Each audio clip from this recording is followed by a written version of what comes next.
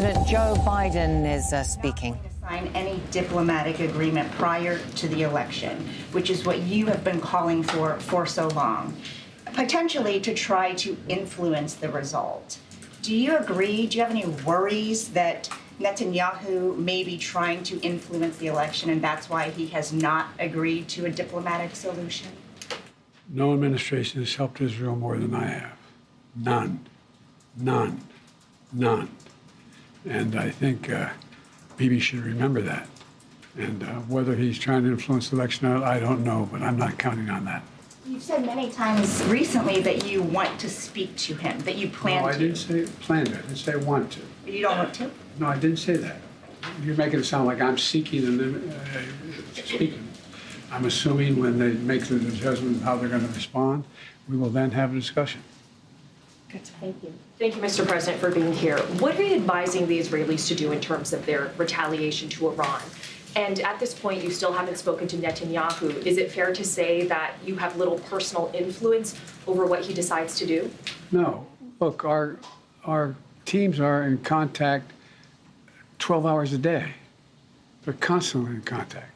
I've already had my presidential daily brief. We've already had interface between our military, the diplomats. It's in constant contact. They are trying to figure out, and it's high holidays as well. They're not going to make a decision immediately.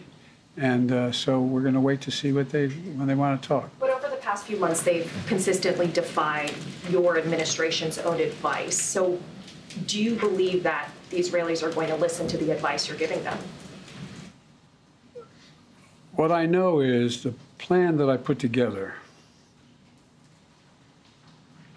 received the support of the UN Security Council, the vast majority of our allies around the world, as a way to bring this to an end.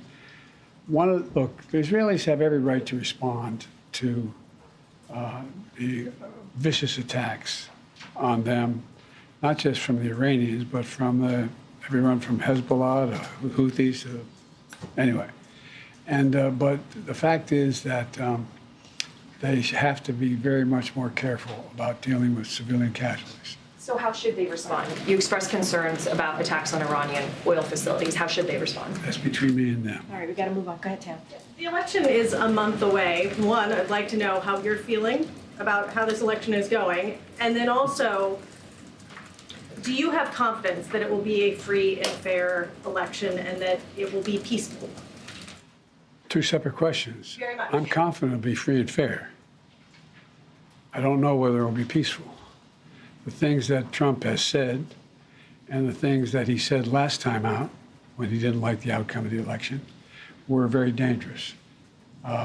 If you notice, I noticed that the vice presidential Republican candidate did not say he'd accept the outcome of the election. They haven't even accepted the outcome of the last election.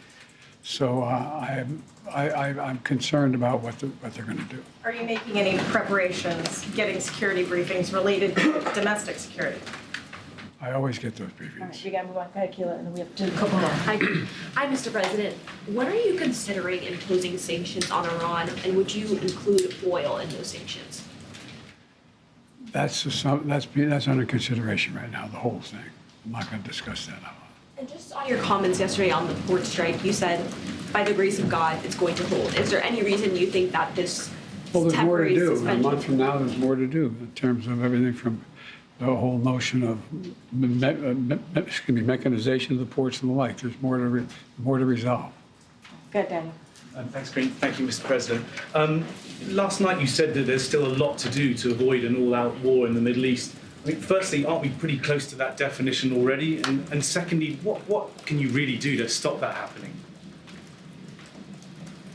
There's a lot we are doing. The main thing we can do is try to rally the rest of the world and our allies into participating like the French are in Lebanon and other places to tamp this down. And but when you have proxies as irrational as Hezbollah and the Houthis, and it's a hard thing to determine. Go Toulouse. I got to go, too. I know. Please tell me I gotta go. I said I'd take a couple questions. All right, you're the last I think she's increasing her credibility. Take some more.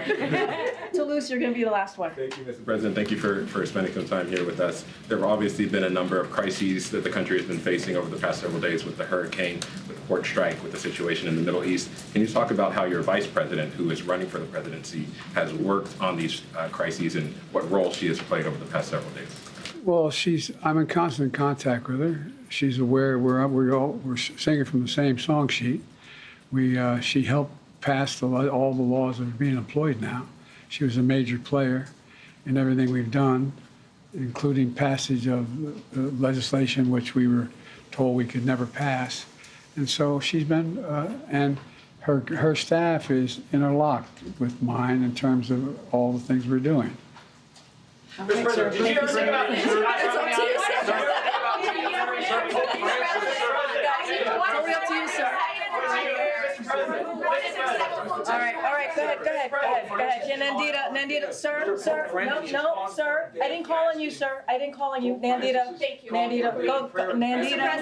Mr. President. Pope Francis calling for a day of prayer and fasting. Prayer and fasting this Monday, October 7th. Your reaction, sir? I will prayer and fast. Okay, that's acceptable to you in terms of Israel's response. How long are you okay with Israel bombing Lebanon? What is acceptable to you? Mr. All right, guys, that's it. Thank you, everybody. Thank you, Mr. President. Thank you, sir. Thank you.